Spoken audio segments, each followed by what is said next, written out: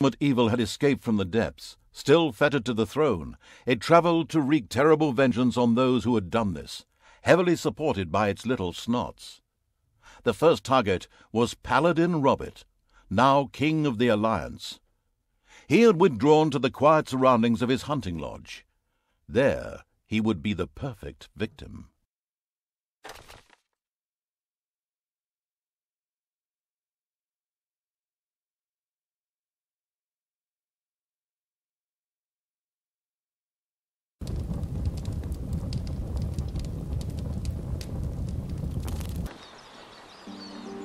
According to scouts, King Robert spent most of his time strolling around his hunting lodge garden reciting poetry. Soon his poetry would turn into mournful ballads. The vengeful evil thirsted to defeat the Alliance's king and mount his head on the wall as a trophy. Whoops, of course, I really mean that he wanted to take all of King Robert's cookies away. Better play it safe, or the age classification folks will be after me. Before that, however, the ultimate evil had to do a bit of work on the dungeon. Otherwise, it wouldn't be able to fund even a small army made up of a few orcs.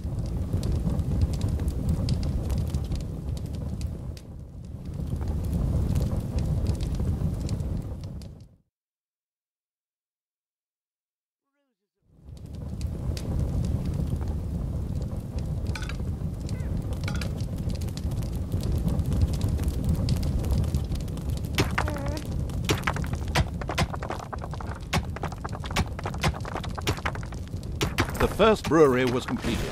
Soon beer would be flowing like a river, and an Oktoberfest atmosphere would pervade all. Would the ultimate evil put the beer baron out of business? Ugh, such a duff reference.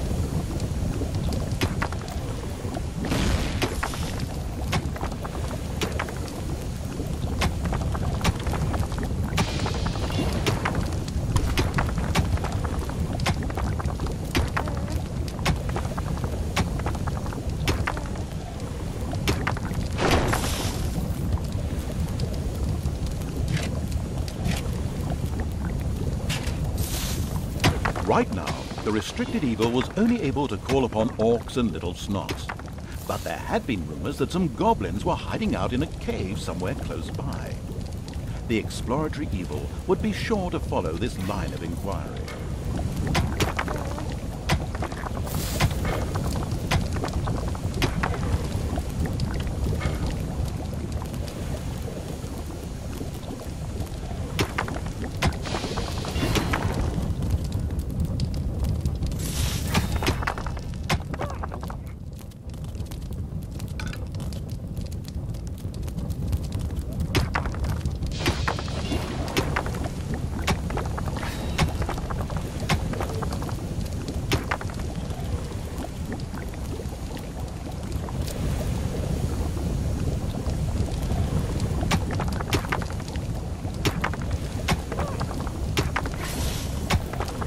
The strategy guidebook, Dungeons for Dummies, says, mountains don't always just consist of rocks and stone, but may also include natural as well as artificial caves and rooms. These usually contain treasures and dangers to make digging around underground more exciting.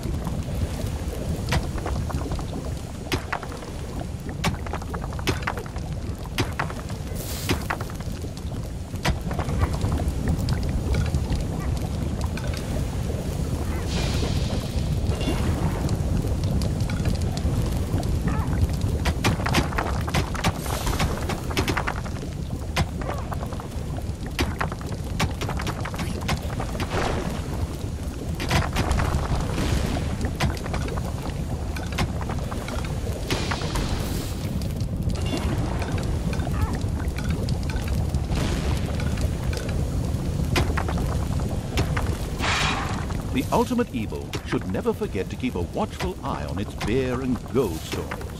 If its creatures can't help themselves whenever they need to, they will get angry. Fast.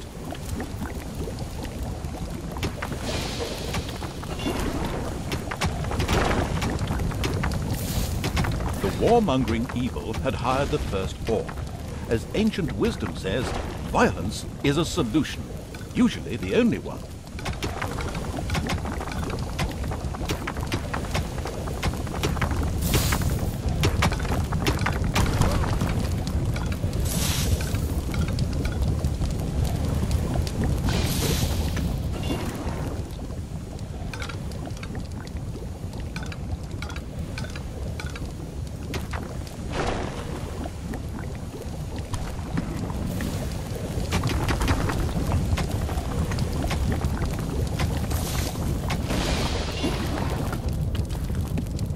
Another orc entered the service of the military-savvy evil. The horde was growing and prospering.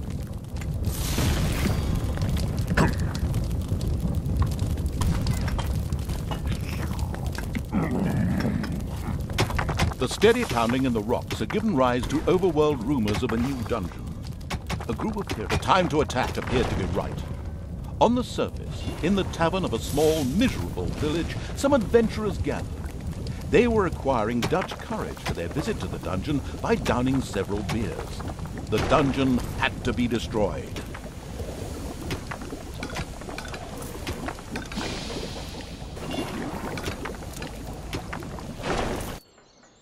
There are enemies in your dungeon.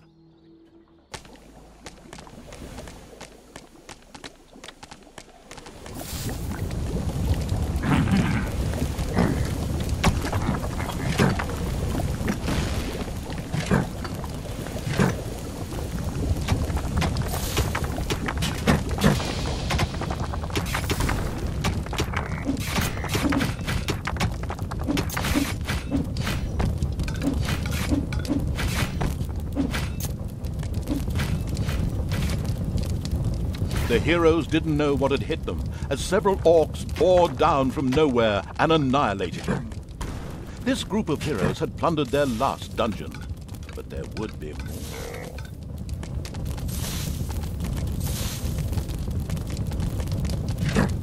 Oh.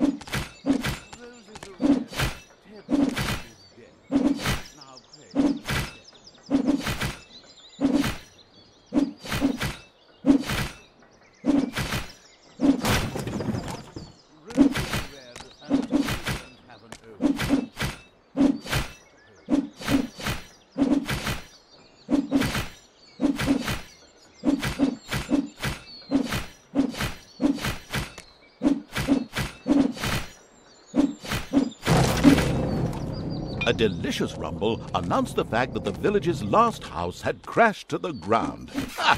There would be no more heroes meeting there to seek out the dungeon of the destruction-hungry evil. The hunting lodge of King Robert lay in the north. It was there that the ultimate evil would finally get its long-awaited revenge. However, it looked pretty damn well guarded. Maybe it should first visit the cave to the west, inhabited by a clan of goblins, where the cunning evil could do a little negotiating.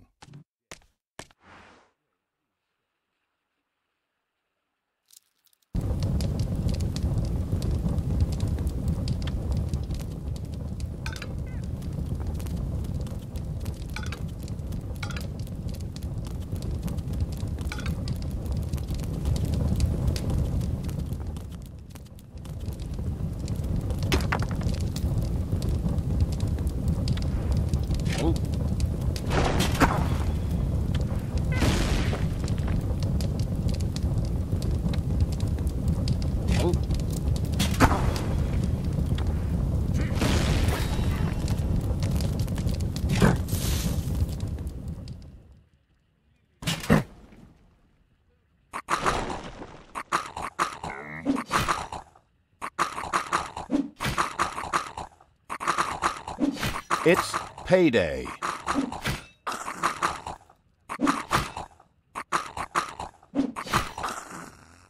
The throne room is under attack.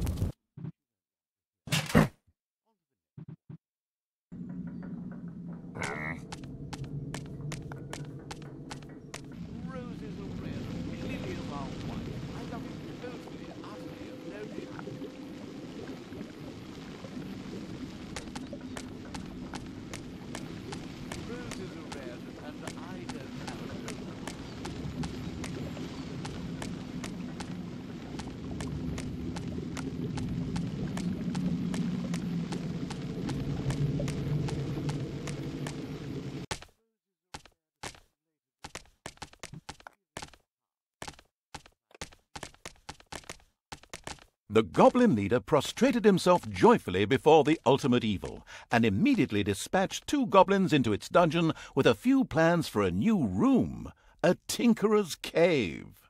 This was built as quickly as possible.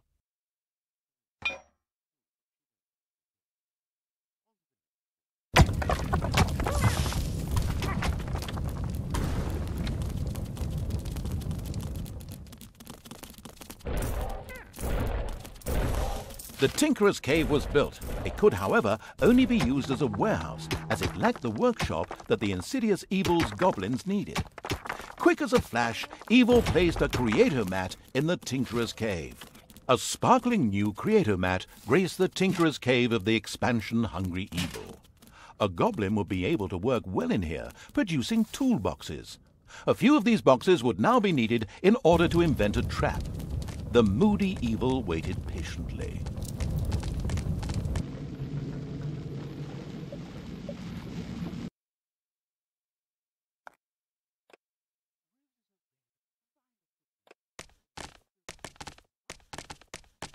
Your throne room is under attack.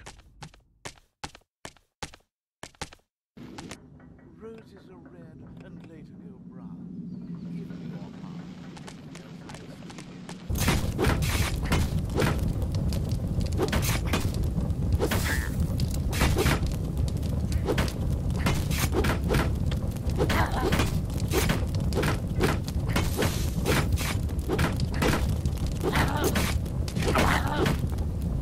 The throne room is under attack.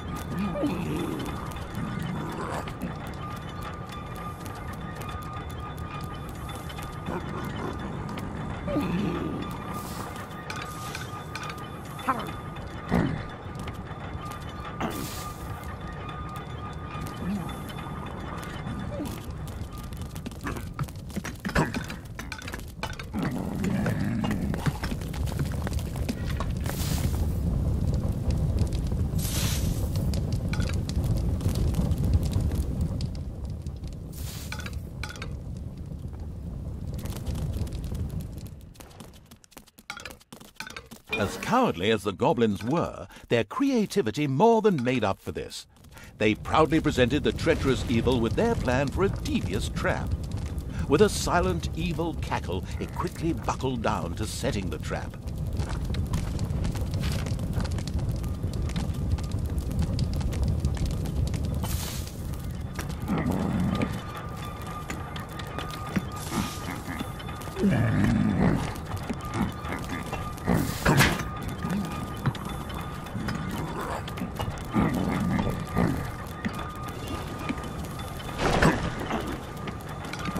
It's payday.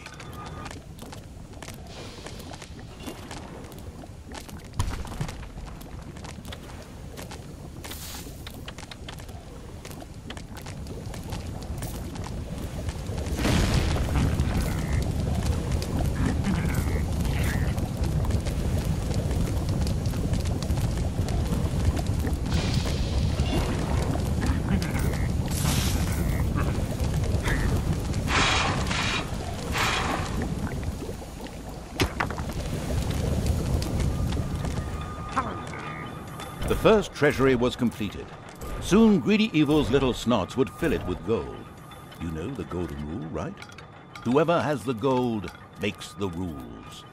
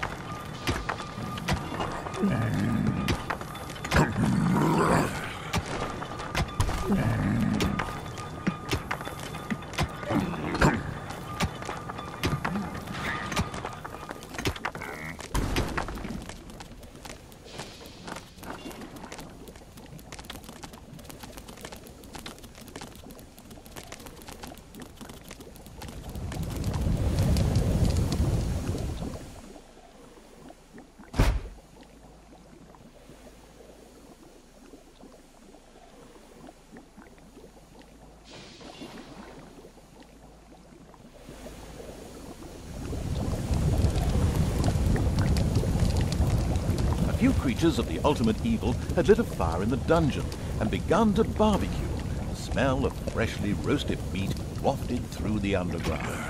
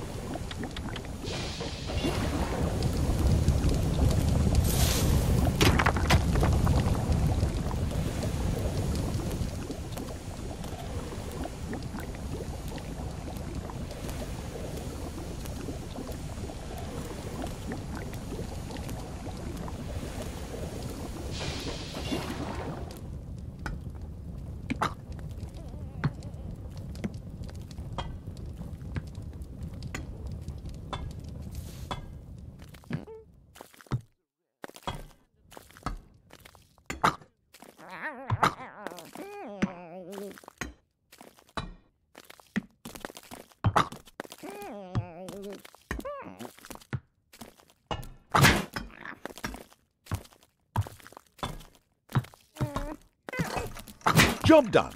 The trap was finished and ready to be found by a hero. This is going to be so much fun.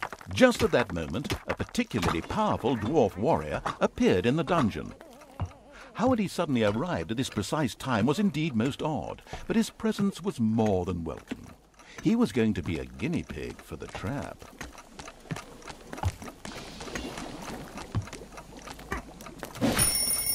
Even this strong dwarf warrior didn't stand a chance against the treacherous traps and powerful monsters of the invincible evil. He bit the dust. So much for a game of dwarves. The dungeon's defences were now clearly much improved, but the hunting lodge still remained well protected and impregnable. There was nothing that the ultimate evil could do. The task was impossible.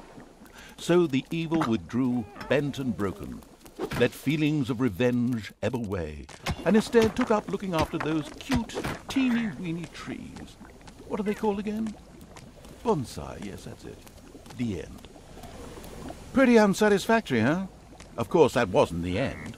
In reality, the indefatigable evil paid the goblin cave another little visit. The goblin leader would hopefully spit out something useful after a few more slaps.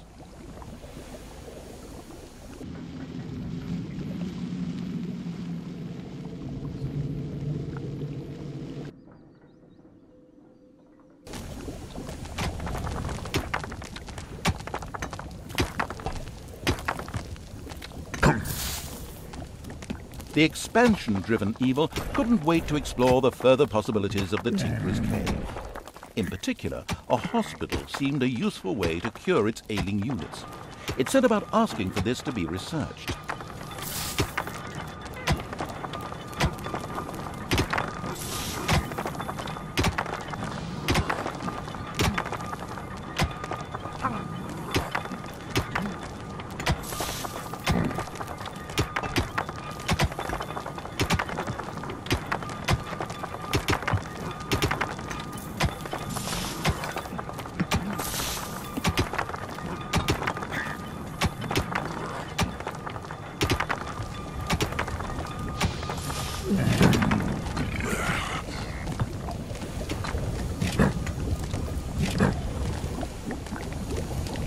It's payday.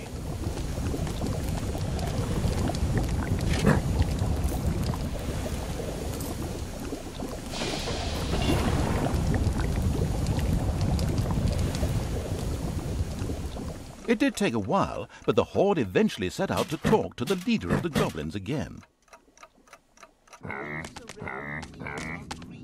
If you will not say yes, then I will be mean. It's good.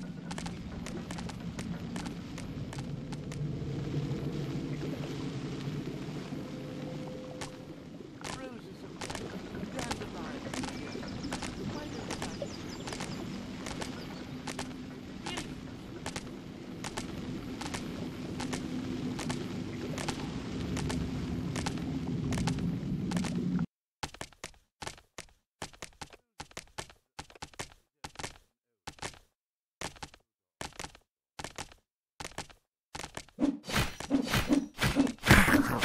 A few hard slaps were enough to motivate the leader of the goblins to help the ultimate evil. As it transpired, there was an old tunnel which had been previously used as an escape route. This connected the goblin cave with the vaults of the hunting lodge. The goblin leader voluntarily made a goblin assassin available to the hard-hitting evil to help infiltrate the lodge.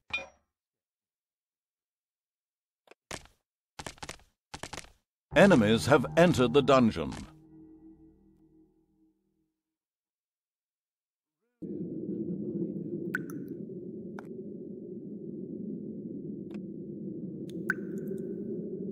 The cheerful evil was pleased with this support.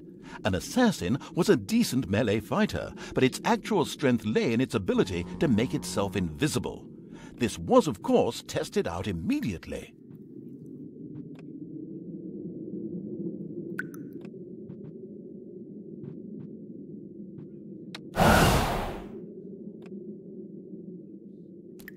Despite the powerful invisibility skill, it was advisable for the ultimate evil to be cautious.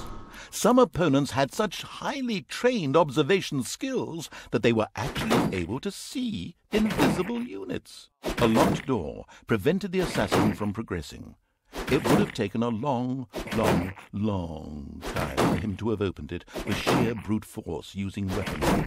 Thankfully, he had a suitable skill with which he could deactivate doors, and more importantly, traps.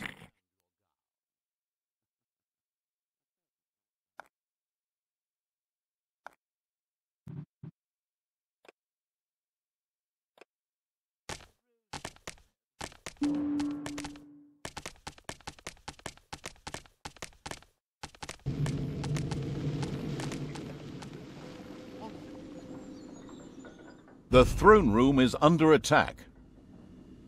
Roses are red, violets are pink. Your bum is as big as a white-tailed canoe.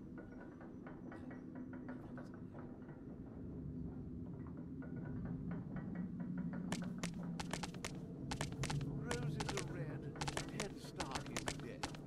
Now play, please.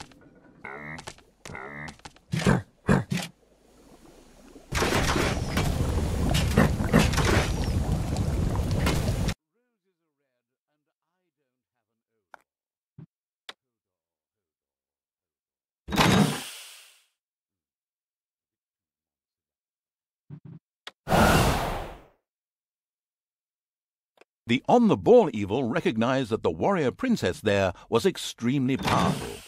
The goblin assassin would be best advised to avoid any contact with her.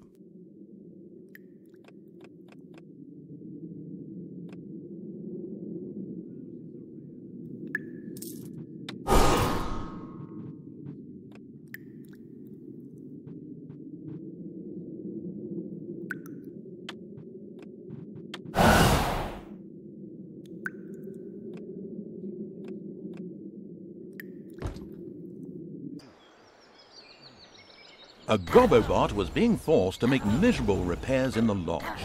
A brief feeling of what it thought might be sympathy passed through the sensitive evil, but this actually turned out to be a mighty belch. Naturally, it would free the useful Gobobot anyway.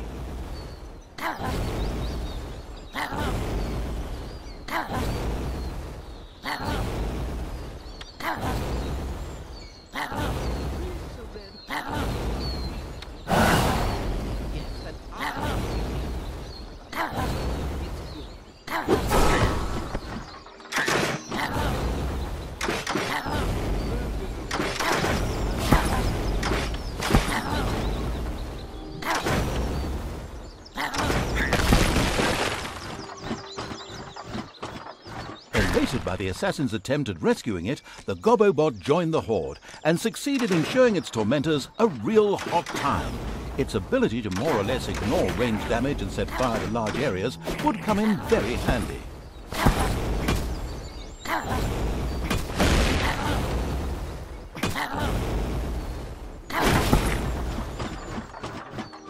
Give me your heart. Your spirit and your gun.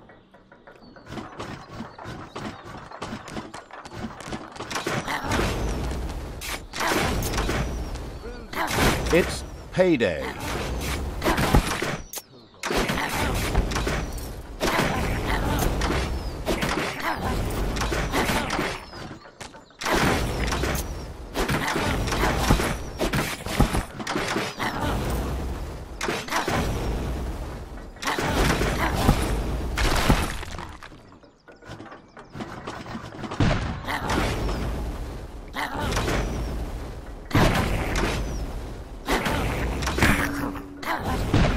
And so the negligent evil promptly allowed the only really vital unit to this mission to die.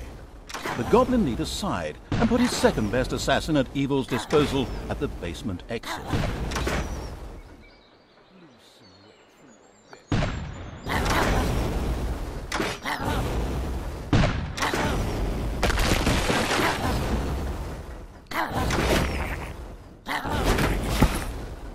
Roses are red, lilies are white. I love you totally, utterly, and no shite.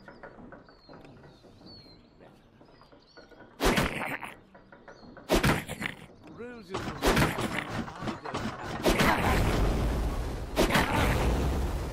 have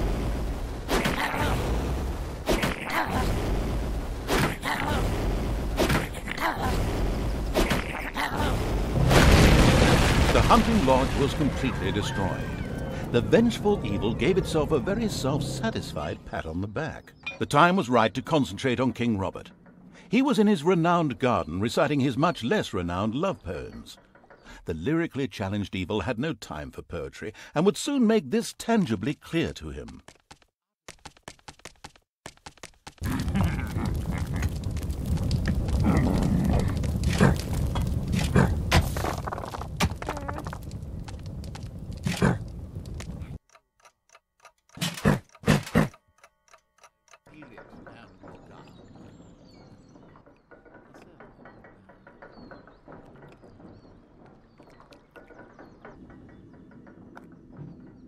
Roses are red, dandelions are yellow. Why don't you write a poem yourself in general? Brilliant!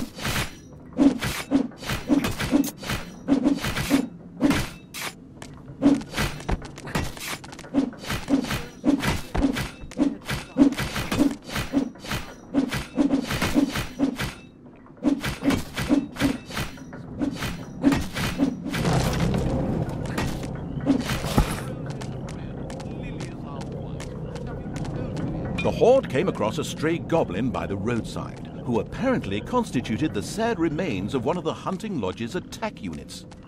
This miserable being joined the army of the powerful evil with a grateful whimper.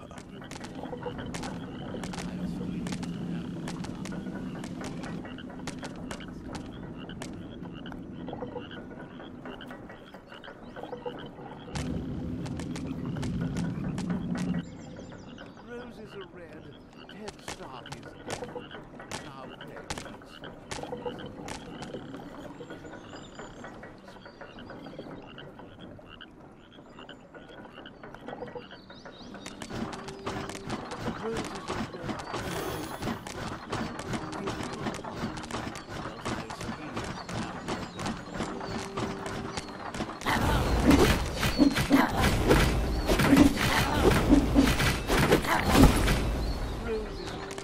The king was accompanied by a pixie who was able to cast powerful healing magic. Any direct attack would be suicidal. Mercifully, the omniscient and helpful narrator was at hand. He pointed out to the impatient evil that the pixie went off from time to time in order to check that all was well, and much more importantly, eat her supper in a little camp to the south.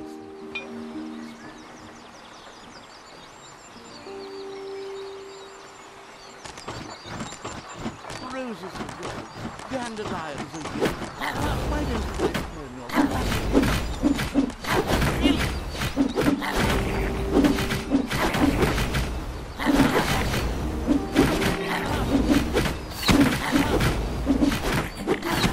One would think that killing a fragile flying being wouldn't be rocket science. But an incredibly incompetent evil had taken far too long in doing so and had startled a few guards into action. The annoying little pixie had spoken her last healing spell. The crafty-minded evil sculpted a fan from her wings. Now it was time to look for King Robert and ensure his early demise. King Robert fell, and the ultimate evil had received its well-deserved revenge. But there were still many more heroes out there who deserved to bite the dust. Their time would come.